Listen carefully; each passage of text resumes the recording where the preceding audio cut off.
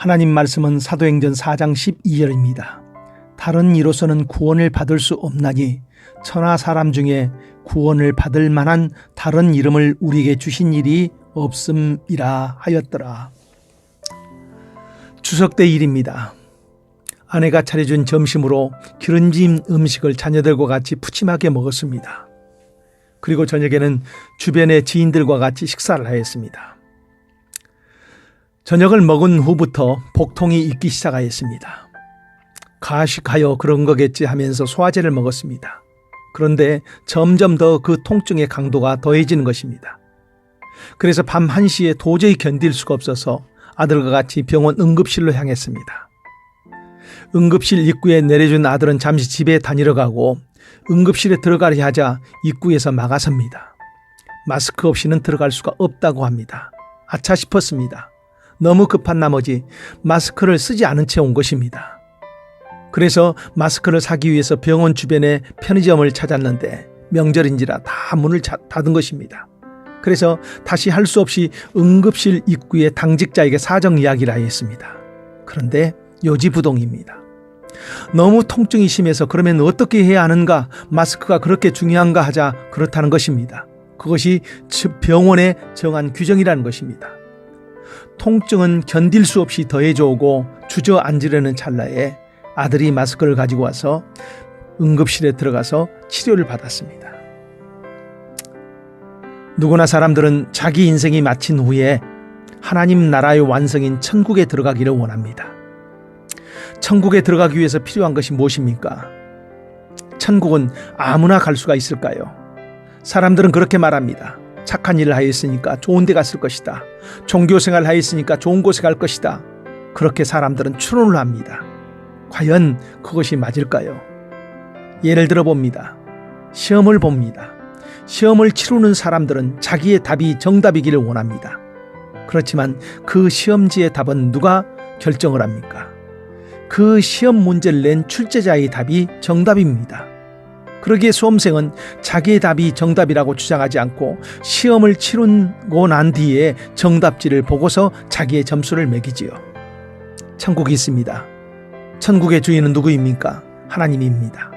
그러면 천국에 들어가는 비결은 사람에게서 찾아야 할 것이 아니라 하나님에게서 찾아야 합니다. 사람이 만든 답이 아니라 하나님의 답이 무엇인지 알아내야 합니다. 이는 내 생각이 너희 생각과 다르며 내 길은 너희 길과 다름이니라 여호와의 말씀이니라, 이렇게 말씀하고 있습니다. 하나님이 그 천국에 들어가는 비결을 이미 사람들에게 보여주셨습니다.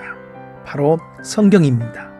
성경 창세기부터 요한계시록의 이야기는 다른 이야기가 아니라 하나님의 구원의 방법입니다.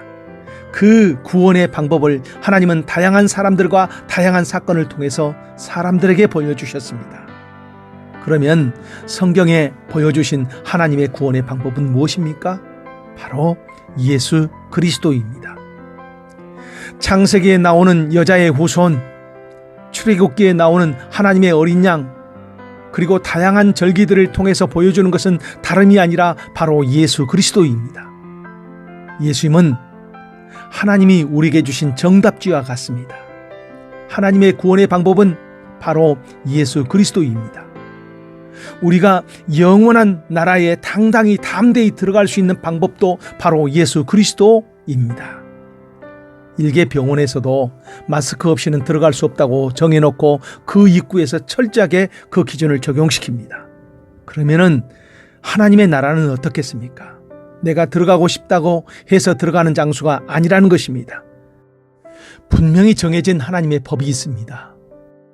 하나님의 그 법 없이는 그 누구도 어떤 종교를 가졌어도 사람의 노력이나 공로로서는 하나님 나라에 들어갈 수가 없습니다. 하나님의 그 법, 창세기부터 요한계시록까지 보여주신 하나님의 구원의 방법, 오직 단 하나, 예수님을 통해서 하나님 앞으로 나아갈 수가 있습니다.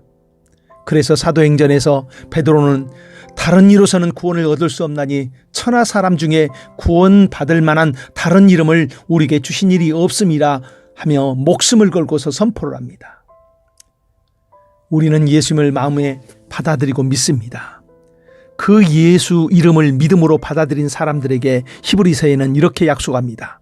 그러므로 우리는 긍휼하심을 받고 때를 따라 돕는 은혜를 얻기 위하여 은혜의 보좌 앞에 담대히 나갈 것이니라. 그래요.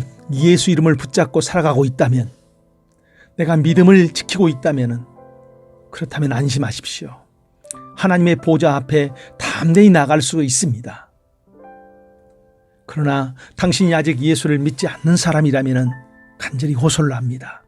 예수를 믿으십시오. 그분을 주와 그리스도로 받아들이십시오. 기도합니다. 하나님이 우리를 사랑하셔서 예수님을 보내주심을 감사드립니다.